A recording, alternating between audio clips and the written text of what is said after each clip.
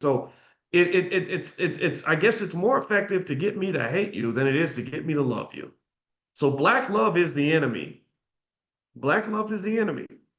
So when we fight, distrust each other, hate each other's guts, are jealous of each other, then we're doing exactly what we were trained to do. All right.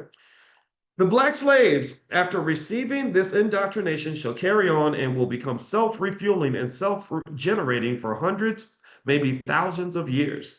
Don't forget, you must pitch the old black versus the young black male, and the young black male versus the old black male. You must use dark skinned slaves versus the light skinned slaves, and the light skinned slaves versus the dark.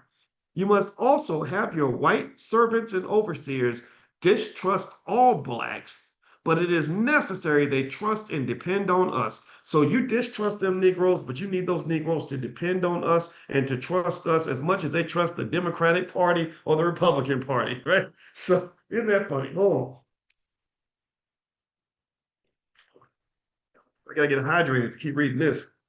Let's see here. You must also have your white servants and overseers distrust all blacks, but it is necessary they trust and depend on us. They must love, respect, and trust only us.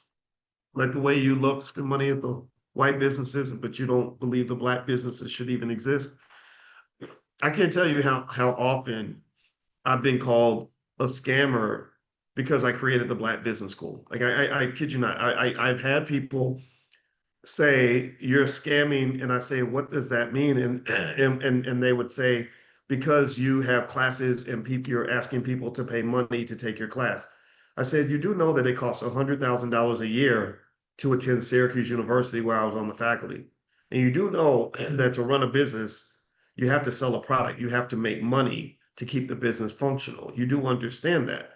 But there are people who simply believe that black businesses have no right to exist. But they never question a white business's right to exist. You didn't question the liquor store that you just gave your money to. You didn't question Target and Walmart when you were giving money to them. You didn't question the University of Alabama when you went $100,000 in debt to get that worthless college degree. You didn't question any of those other institutions, but you questioned a black one, run by a black man who has a legitimate PhD that you can actually look up on the internet. It's not, I don't hide from that. I want you to, if you want to go read my dissertation, it's right there.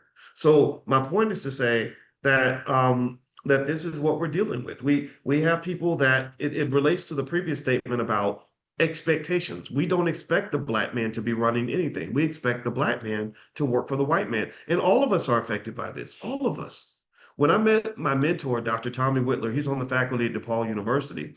I was 19 years old. And I went to his office because I was going to join this group for students with good GPAs or whatever. And he was the faculty advisor for this group. And he walked out of the office. And I remember I looked at him. I said, "Why are you coming out of the professor's office?" I thought he was the janitor. I was 19. I didn't know. I'd never seen a black college professor before. And then he said, "I'm Dr. Whitler." And I remember thinking, "What? You what? Huh?" And then after that, I was happy about it. But at first, I was just kind of like, "Wait, this doesn't make sense."